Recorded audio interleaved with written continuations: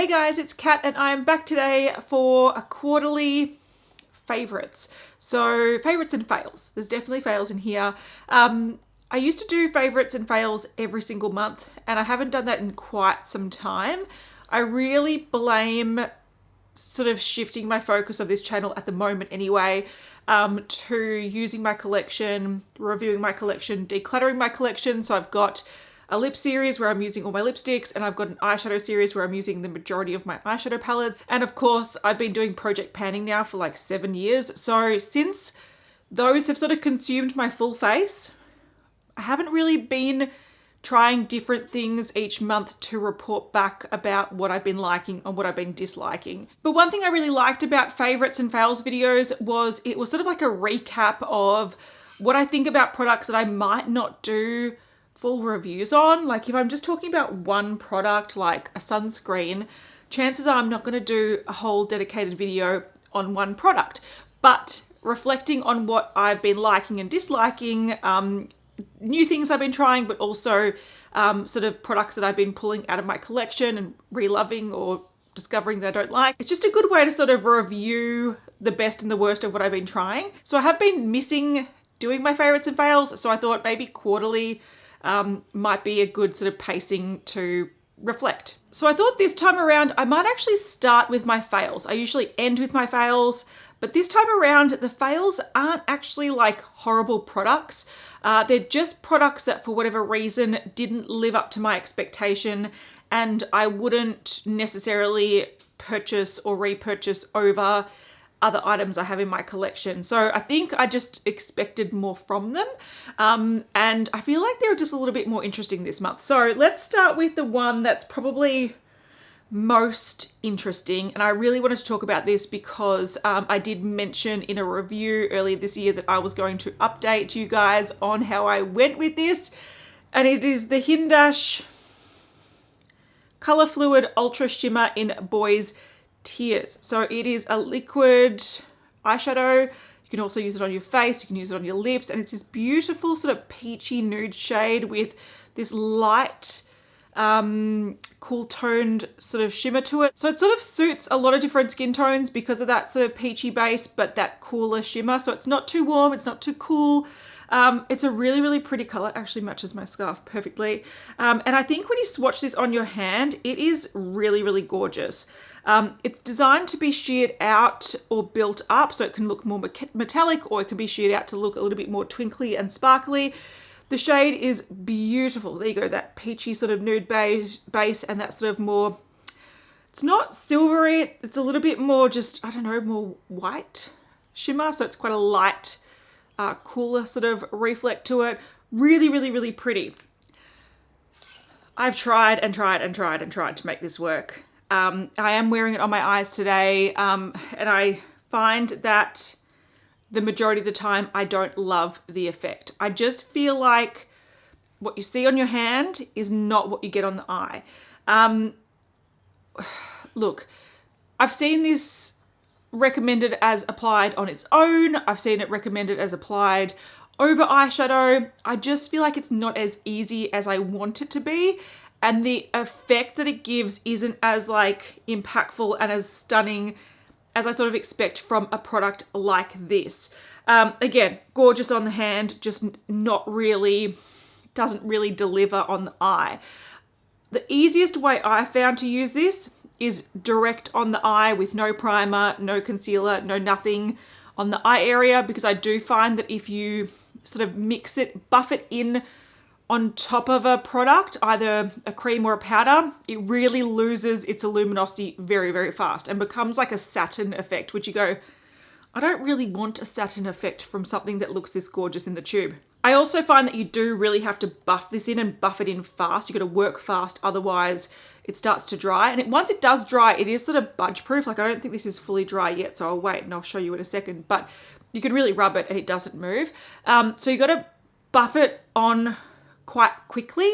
And if you just sort of pat it on, at least on my eyes anyway, it can look quite chunky. So certain areas look really built up, other areas not so much. So it's quite uneven. And I also find throughout the day, it just looks like it's sort of not cracks, that's not really the right term, but it just doesn't look as smooth as I'd like it to look. And I definitely struggle building it up anything more than just a sheer shimmer. Anything beyond that, it just gets a bit too chunky. So I love the color of this. I really wanted it to work. Unfortunately for me, it doesn't work. It might be my skin texture, it might be my crepey aging eyelids, I don't know, but I feel like I can get a more impactful effect using so many other products in my collection that are easier to use than this. I feel like these products should be easy to use. It should be like, put a bit on, blend it out, and you're good to go, but it's not the case. This is quite finicky, and more often than not, I find it ruins my makeup instead of actually enhancing it. So again, I'm wearing it on my eyes today. I will zoom in. I've put some matte, I put this on just on my bare lids, and then I put some mattes in the crease, but that sort of light shimmer there is this product. I just feel like I can get this from so many things. I've got some products that I just pulled out of my drawer, and this is just in my like everyday use makeup drawer. Iconic London, these are the Chromatic Flash Eye Pots. This is the shade Cosmic. I feel like if you want something that looks intense, this is a lot easier to get it with because it just blends in a nicer way, and it's just a little bit less finicky. So you can get that really intense shimmer, which is that one there. So it's not the same peachy base, but this looks really intense on the eye, but it doesn't start setting fast. It doesn't look a little bit chunky and patchy. This one is just that same sort of intense effect, but a much easier application. I've got this liquid eyeshadow. I've got a few shades by this brand. I believe it's a Korean brand. So this shade is Honey Ginger, but I'll put the name on the screen because I'm not too sure what the brand name is and the title of, or the name of the product. So this is a lot smoother. It is like a shimmer, not a sparkle. But again, that gives a way more consistent effect. Similar color, less sparkle, like I said, but just easier to use.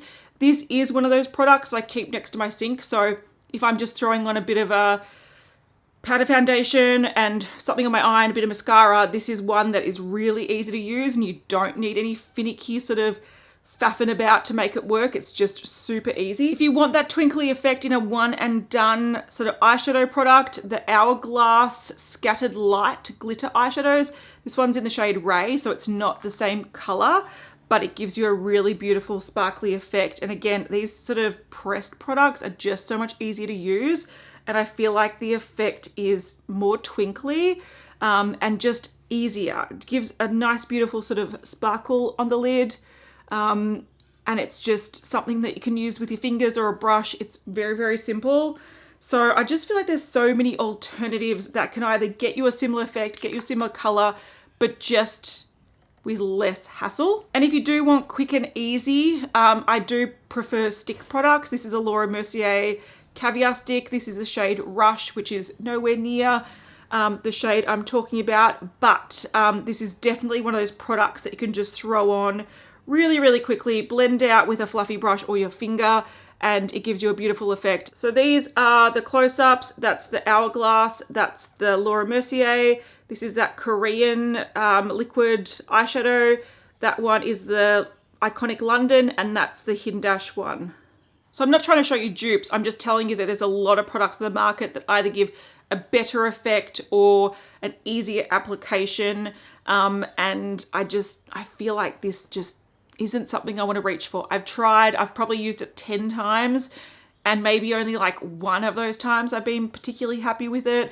And I will zoom in to show you my eye look, but it just looks like a standard shimmer. Like I've got my Make Your Own Too Faced palette here, and it just looks like I've grabbed one of these shimmers and just put on the inner corner of my eye. So I just don't feel like it's worth the hassle. So yeah, you can see it's sort of twinkly there. You can see it's sort of sheerly there. It's just nothing all that amazing and impactful. And even then I think I had to put the musty shade over the top because it was getting a little bit patchy and chunky on the main part of the lid, so that was sort of to distract it a little bit. But yeah, it's not amazing. I forgot to show you that it doesn't budge once it's set. I've just used a wipe and I've been removing products off my hand. All the other ones did remove a lot faster because they were powder or they were stick or whatever, this one does set.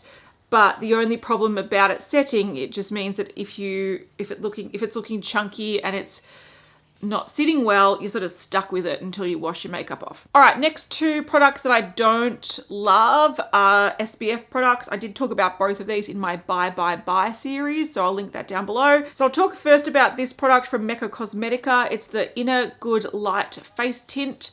The shade that I have is Beige. I really, really love the black sunscreen. It's an SPF 50 and it's called To Save Face. So this is an SPF 30 and it's a luminizing and hydrating UVA, UVB protection product. So it's got hyaluronic acid, pomegranate extract, vitamin E. So it's supposed to be nourishing for the skin, but also offer you a bit of a tint and also sun protection.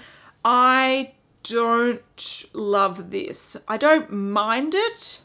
I just don't think it's really, I thought it'd be good to just use it on like low makeup days and it's like an all-in-one step. But I must say, I think using a sunscreen after a moisturizer and then even just a sheer foundation or a powder, to me, works a lot better than this one step does all product. I was hoping this would be amazing. For my skin, it's not. My problem with it is that, okay, the color's a little bit dark for me, but it's not that big a deal. When you do sheer it out, it's very, very sheer. I just feel like it covers nothing. So it tints, so it almost looks like it's a fake tan, like a bronzer. But in terms of covering anything, there's no coverage whatsoever. So it, yeah, adds a bit of a bronze, but doesn't cover. And now my problem is that I do have a lot of redness in my cheeks, around my nose, on my chin. So I need to have a small amount of coverage on a daily basis to not look like I'm ill, essentially. So I found that whenever I'd use this just as a product, I'd have to go crazy with concealer. Like I'd be concealing here, I'd be concealing there, and it ended up being that I've just got a face of concealer. Whereas normally what I do is I buff or sponge on a light layer of some foundation or base. Even if there's redness coming through, it's fine as long as it's a little bit more even. And then I just pop a little bit of concealer in my inner corners of my under eyes, like just a little dot. And then I blend that out just to correct any darkness that's under there. So I was hoping, I was hoping for good things because I love the sunscreen. And I love everything I've tried from this Mecca Cosmetica brand. So this is one of the home brands from Mecca. So Mecca is like a rival beauty store in Australia, and they have two home brands. One is Mecca Cosmetica, which is mainly sort of skincare, body care, SPF sort of products. They have nice like lip balms and nice hand washes and stuff like that, but they're most famous for their sunscreens. And then the other one is Mecca Max, which is a more affordable, all vegan makeup and sort of skincare range, and that's more like junior. This is a little bit more like fancier, I guess. So I'm going to keep using this product because it's definitely not a bad product. It's just not doing what I want it to do. So what I've been doing instead is actually putting a pump of this with a pump of foundation and using this as almost a way to sheer out higher coverage foundations. So I'll put my normal sunscreen on and this is just like an extra step of sunscreen. So yeah, I don't love this. I wouldn't repurchase this and I'm a little bit disappointed, but I wanted to try it. It is what it is. I should have got a sample.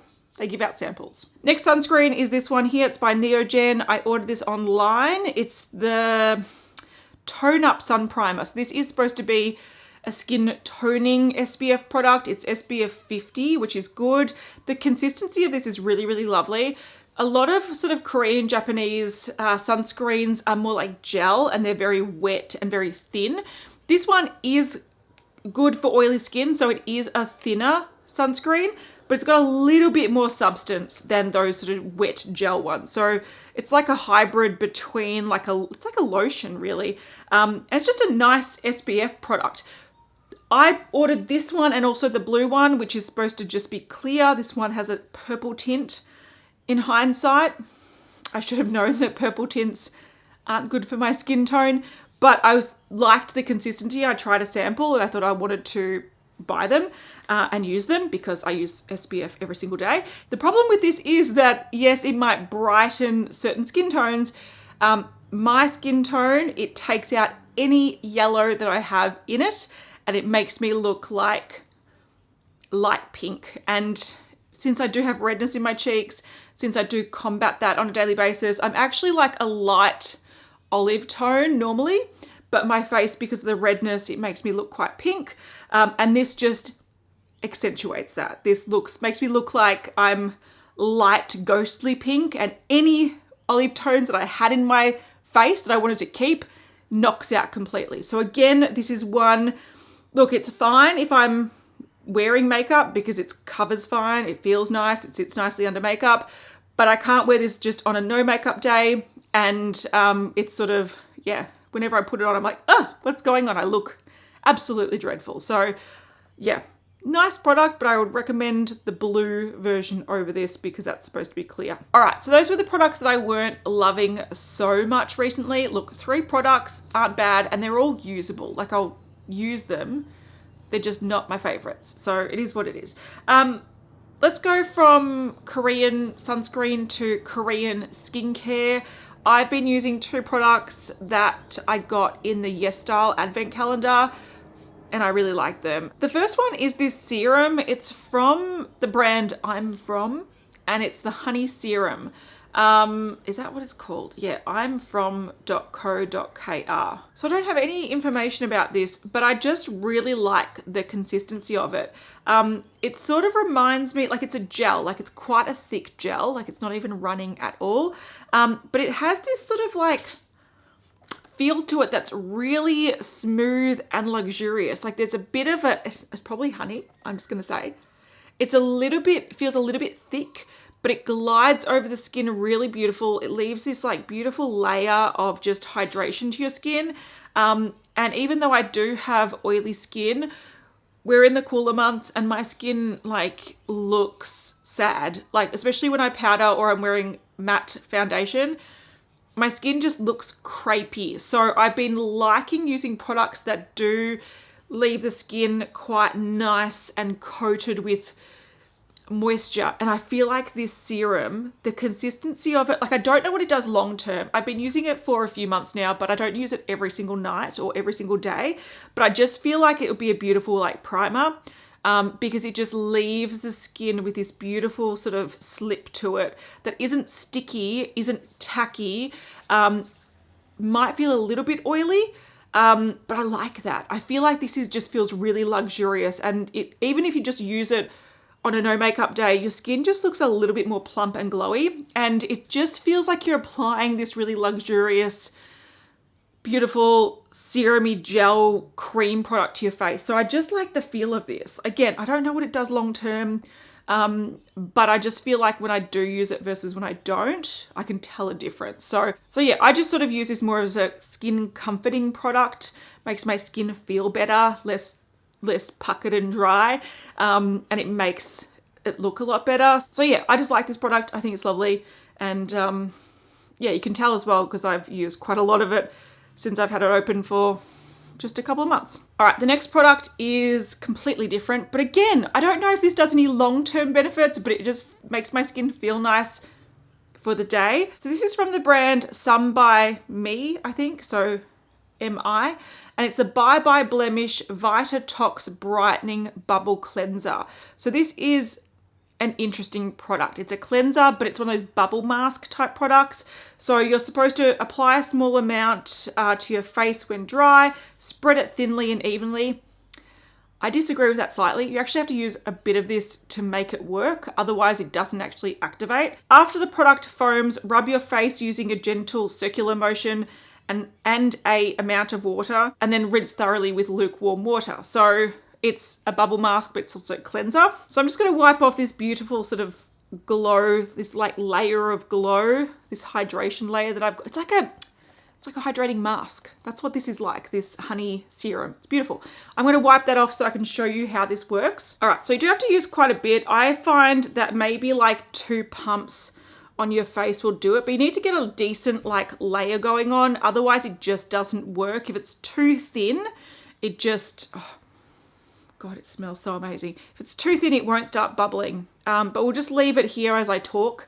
But essentially what I do with this, because you're supposed to apply it to dry skin, I think what you're supposed to do is actually wash your face, dry your face, have a nice clean base, then apply this almost like a mask. I can't be bothered. But so what I tend to do in the morning when I feel like I want a bit of like invigoration and a pick me up, I just apply this to my unwashed face, leave it on while I'm brushing my teeth or brushing my hair or whatever, let it bubble up like it's doing now. And I often let my kid come and like touch the bubbles because it can get quite foamy and bubbly, and he finds it quite funny. And then I use that as my cleanser step. So I then cleanse it off and do my skincare routine.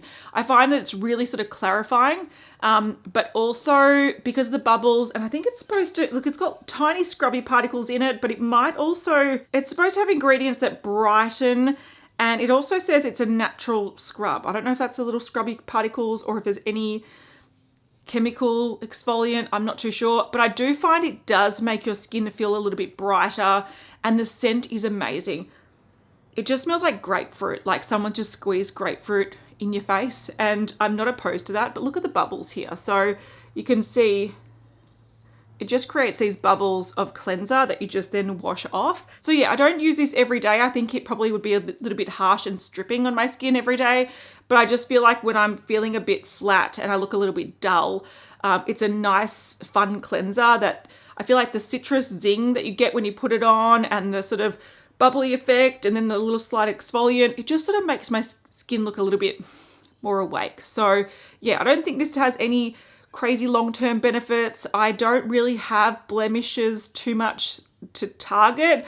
I just think it's a fun, invigorating cleanser for the morning. Speaking of things that smell amazing, I want to talk about this product from Shea Moisture. This is the Papaya and Neroli with Elderflower All Day Frizz Control Shampoo. Might turn this brightness down so you can see it a little bit better. This I recently got alongside this leave-in product. It's All Day Frizz Control Milk Gel. I got these from an event. Firstly, these smell, oh my God. If I had to guess, I would say it's mandarin and mango, or mandarin and something tropical, but it is papaya and neroli. So close, but that's a little bit fancier than what I was smelling. It is this beautiful sort of tropical, citrusy, beautiful, and it just makes your hair smell so good. What I love about this, I don't feel like it's super frizz controlling, but I've only used the shampoo on its own, not paired with the conditioner. I did recently buy the conditioner, so I've got it here, but I haven't washed my hair since buying this. So this was given to me at an event, and this I bought because I liked this one so much. So I don't know how they go together. Maybe together they're really good at frizz control. So what I like about this, besides the scent, which I do love, and it lingers a little bit, which is beautiful. So I was talking to a hair expert at a Shea Moisture event a couple of weeks ago, and I've tried some of their products before, mainly their body products, and I've heard really great things about their hair products. Since I have wavy hair that's not curly, it's just very wavy, a lot of people recommend these types of products to me because Shea Moisture are sort of experts in curly hair products, but a lot of them use quite heavy oils to form the curls and to keep the curls in place. And those sort of heavy products and heavy ingredients really weigh down my hair and make my hair look really greasy. So I've sort of avoided them because I know they're not really for my hair type. But when I was talking to the hair expert there, she recommended this range, which I might put up a little, if I can find a little graph which talks about which ranges are good for which hair types. This one is more for the wavy hair type. And it's not really designed to form curls or help curls. It's just designed to sort of have a bit of frizz control. I don't feel like it's super frizz controlling, which is good because again, really frizz controlling products weigh down my hair and make my hair look sort of greasy, but I feel like it doesn't create any more frizz, if that makes sense. This milk gel product, so it is just like a milk gel, so you take some out and it literally just looks like a milky gel. You put this in wet hair and you sort of, you know, scrunch your hair, do whatever, and this does help reduce frizz, but I feel like it's a little bit, if I use it in the way they recommend, I feel like it can be a little bit sort of crunchy, or I like softer feeling sort of waves, not the sort of defined with product. This can feel a little bit tacky once it sort of sets. So I feel like what I like to do with this is actually when I have my hair up like this and I have like crazy professor hair and flyaways, I put a tiny bit in my hands and I sort of just put it through my hair to minimize the frizz. So this isn't my favorite product from the range. I much prefer the shampoo, but yeah, I now have the conditioner to use it with, so I'll let you know down the track. So yeah, so far I'm loving the shampoo and I'm liking the range overall. I still need to use this to let you know what I think about the conditioner, but I am happy to see that they've got not only an amazing smelling range, but a nice range for people that do have wavy hair, not super curly hair, and whose hair doesn't respond well to those heavy sort of coconut oil type ingredients. I can't do a recap sort of favorites video of the past few months without talking about these. Oh my golly gosh, I've talked about these a few times on my channel, so I won't swatch them all. I won't make you go through all that. But these are the Black Moon Cosmetics Sinister Satin lipsticks. Is that what it's called? They don't have it written on the packaging. I think it's Sinister Satin, but they come in very cute little coffins. And these are just epic lipsticks. Of course, I picked up the blue. The blue is amazing. I'm just going to tell you, it's gorgeous. But these are satin lipsticks, but they are such good quality lipsticks. You get some really cool colors. I might put an arm swatch photo or something in here so you can see the colors. My favorite by far is Trick or Treat. It's this beautiful, beautiful sort of orangey brown tone color. I love it. I've worn this so many times. I think I wore it my son's birthday. Such a beautiful like autumn color. We're currently in autumn, but the formula of these are outstanding. I love them. Firstly, they're just like one swipe and you've got like a nice amount of color payoff. You can build it up a little bit if you want to, but it's just this beautiful, thin, creamy, comfortable formula that has this sort of, it's like a cream finish. So it's not matte, it's not shiny. It's just like a standard beautiful lipstick, but the quality of these are gorgeous. They last so well. There are some unique colors in here like purples or sparkly green. Where's the sparkly green? Like sparkly green. Oh my God. So there's some interesting colors out here, but if you just like that standard lipstick formula that's creamy but not too shiny and it doesn't transfer everywhere, but it also doesn't set down too matte and firm and powdery, but it glides on with a nice amount of pigment and wears really well. Black Moon Cosmetics, they have nailed it. And I've said it time and time again, these are underrated. These need to be appreciated more. And I know that they've gone for some interesting colors, like we've got, no, that's probably the most standard color, Misery. We've got like, there's like a black, there's a purple, there's a few reds, like there's some traditional colors, but mainly sort of interesting colors. There's a werewolf one that's this beautiful like chocolate brown. They're all applied beautifully. They're all gorgeous.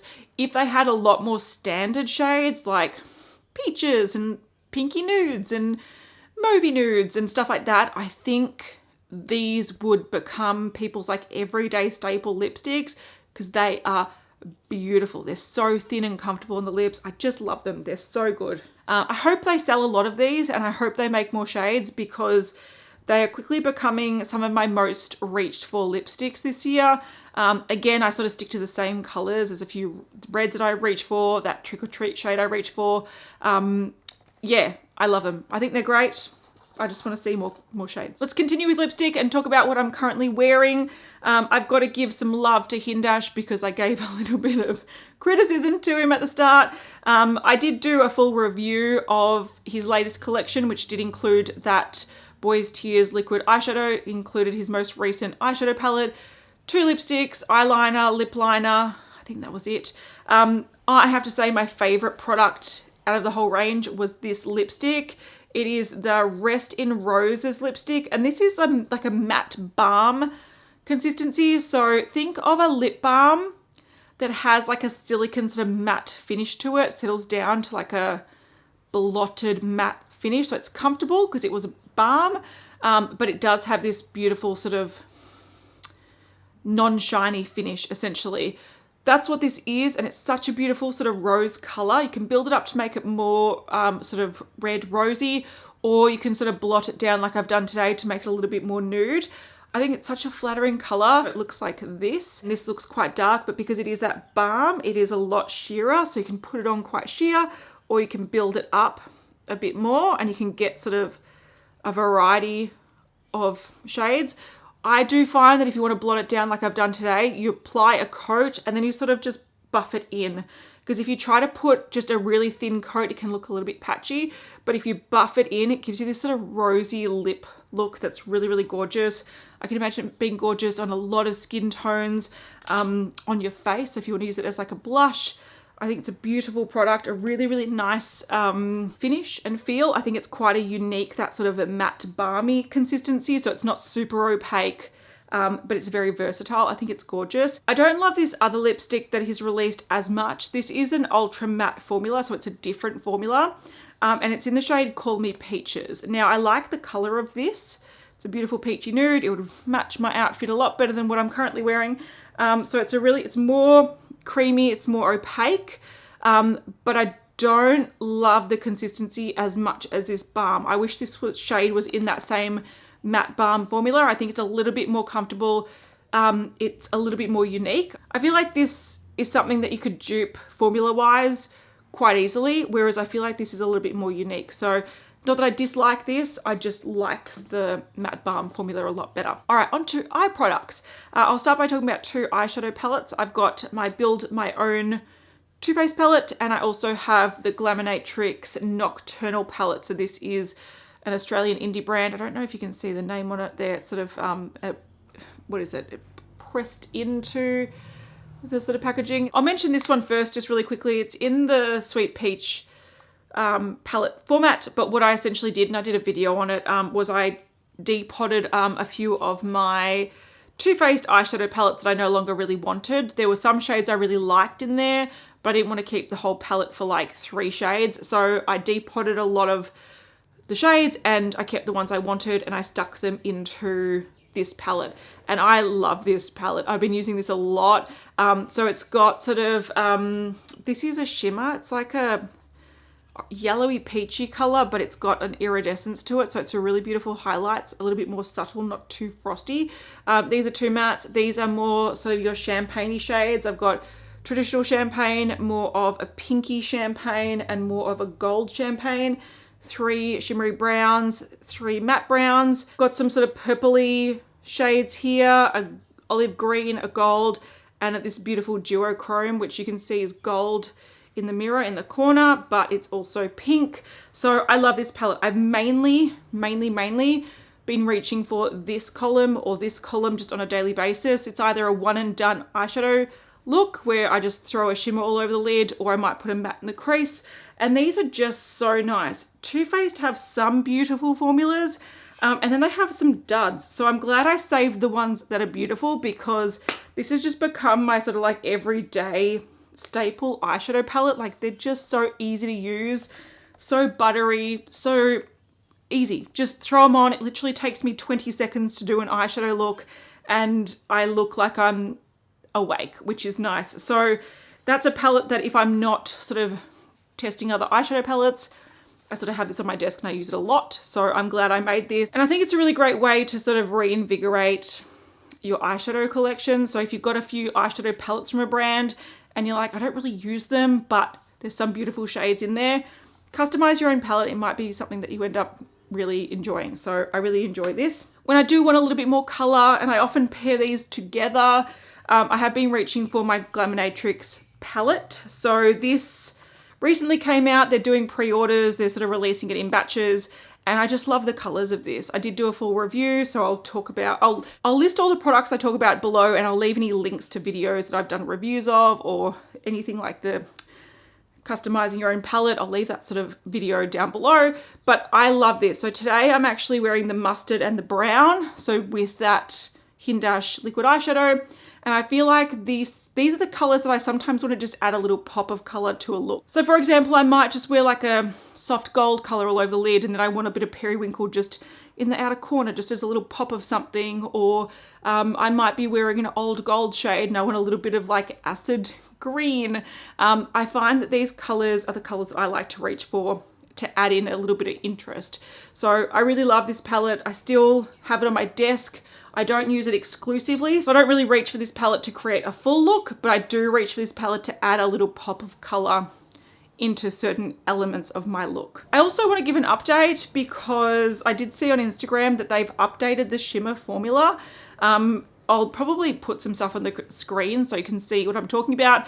But after they sent out a few products in PR, like this one, my criticism of the shimmers were that they were a little bit like wet feeling and they didn't pick up super well on the brush, which meant they weren't the best to apply with a brush. They were definitely better to apply with your finger, which does limit how you apply it, where you apply it, how much you apply it. So they actually modified the shimmer formula. So if you've received one that you bought on pre-order, you should have a better shimmer than what I have and what I was reviewing. So I like that they did that. I think that's a really smart move.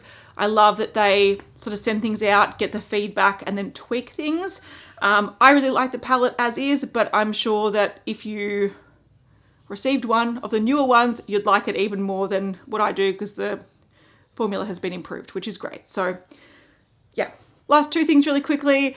I mentioned in that review of the Nocturnal palette that I was also testing some Lethal Cosmetics eyeliners. I still love this one in the shade Polarity. So this is a gel liner. It's this beautiful like denim blue. I find this to be such a unique shade because most blues that I have are like cobalt blues or like teals. This sort of in-between blue is really, really flattering and quite a nice sort of everyday blue. Like you can just have it like a little wing and just add a little pop of blue. It's gorgeous. It also pairs really nicely with the blues in this palette. So I could sort of put this as a liner and then use that palette to set or to blend out the liner a little bit. But this liner, I really like the quality of it and I'll definitely try more in the future. It's really nicely pigmented. It's really, really creamy. You don't need to build it up and layer it to get an opaque look. It's just gorgeous on its own. And you'll see me applying it or at least swatching it in my review that I'll link down below. This is just a really well-behaved eyeliner. It doesn't crack and flake and go dry at the end of the day. I really like the formula. I do feel like this is going to dry out because it's so creamy and so nice to apply. This could even be applied as like a cream eyeshadow. It's so nice and blendable. I do foresee that these will start to dry out, but they also sell a rehydrating product. So similar to how Inglot sell Duraline to rehydrate products like this, Lethal do as well. So I feel like if you're going to buy a few of their eyeliners, it's probably smart to invest in their rehydrating fluid because I'm sure they're designed to pair with these. And if I do place an order in the future for a few shades, I'll be buying that as well to preempt that these will probably dry out in the future. But that's fine. I feel like if you've got a decent collection of gel liners, that's something that you come across. It is what it is. Last thing that I've been loving, and this is just something in my project pan, I realized I love this little mascara. This is the Estee Lauder Double Wear Zero-Smudge Lengthening Mascara.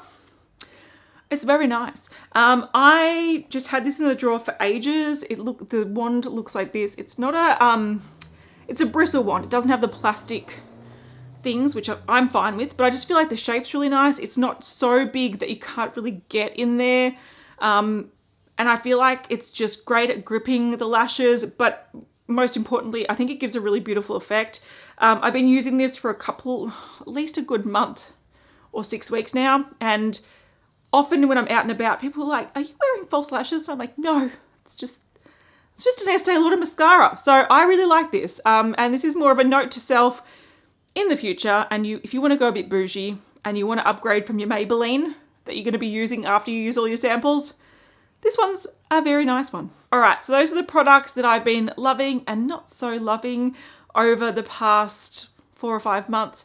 I think it's a nice recap of things that have stood out as being fun discoveries or things that I keep going back to.